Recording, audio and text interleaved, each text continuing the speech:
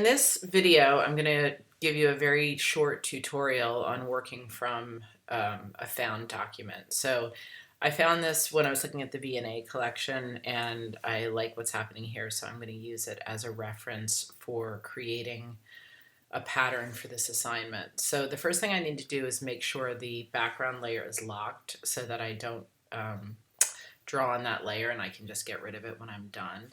And then I'm going to add a second layer, and I'm going to basically simplify the drawing. This is not a time for you to use image trace because image trace is not going to edit the information the way you want it to.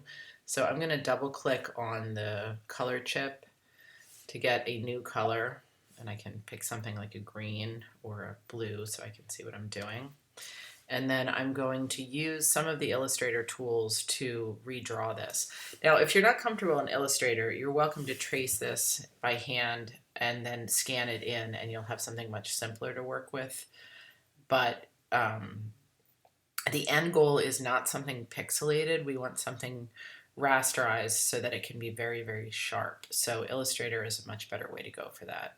So I'm going to use the paintbrush tool as one example to just go in here and basically simplify what I see and draw. So the paintbrush tool can do it. I'm going to undo that. The pen tool can do it. If you're not familiar with the pen tool, I am clicking points and then holding the Option key down as I drag out on a point to change the direction of the handle. I'm going to do this and make that shape, and then I hit escape when I'm done so I can move on and do another shape.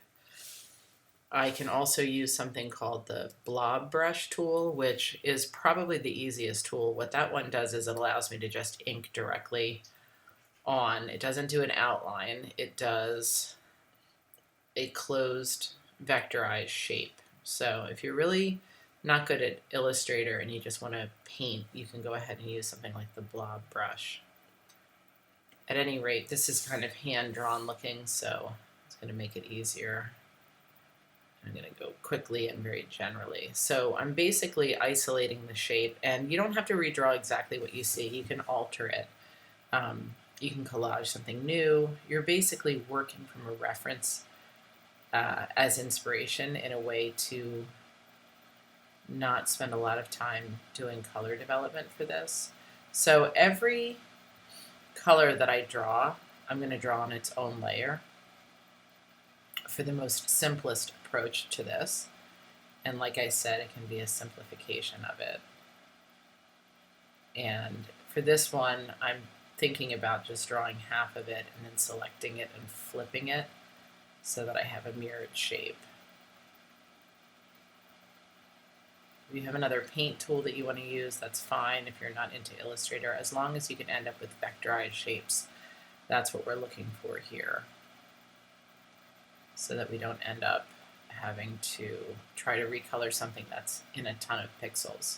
So just for the sake of this demo, I'm going to keep it really short. I'm actually going to get rid of those lines and just focus on what's happening here. So once you've done that color, you can lock the layer and then move to another layer and draw other things. So for the sake of this assignment, you're going to be working with, you're going to be working with 5 to 7 colors. So whatever you end up with should have 5 to 7 colors in it, and I'll leave it up to you how you want to distribute it. Maybe some things have outlines, maybe put extra accents in things, and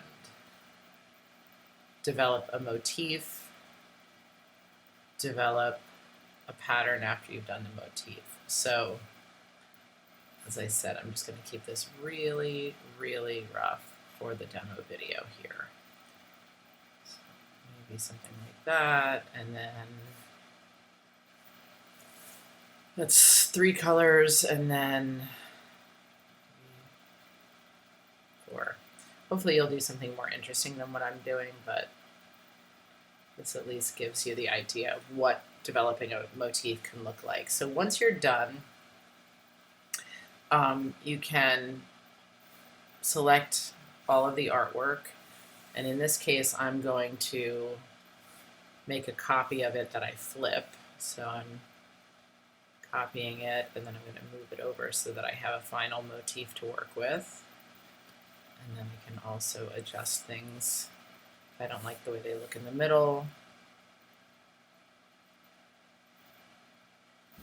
Do a little bit more drawing here and come up with a motif that is acceptable. And then once you have the motif, you can move into creating a pattern.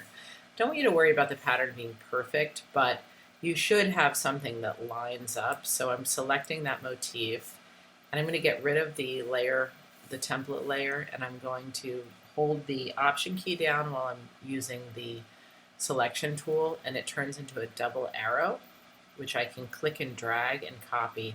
And you'll notice my smart guides are on, so it's showing me whether or not it's lining up, in allowing me to mock up a very straightforward pattern and not worry too much about the technical stuff. So in this case, I'm seeing that it's lining up. I'm also seeing that the leaves are overlapping, and I can go in and adjust that. I can select a larger group of them and create a pattern from that.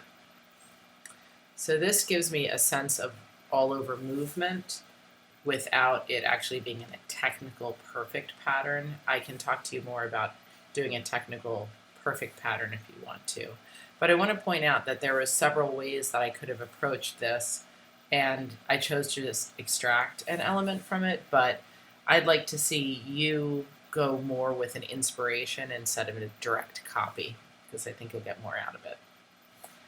All right, so I'm going to add this to the YouTube channel, and then I'm going to send you some resources for finding inspiration. I think we're going to use the V&A Museum because it seems to have the best references.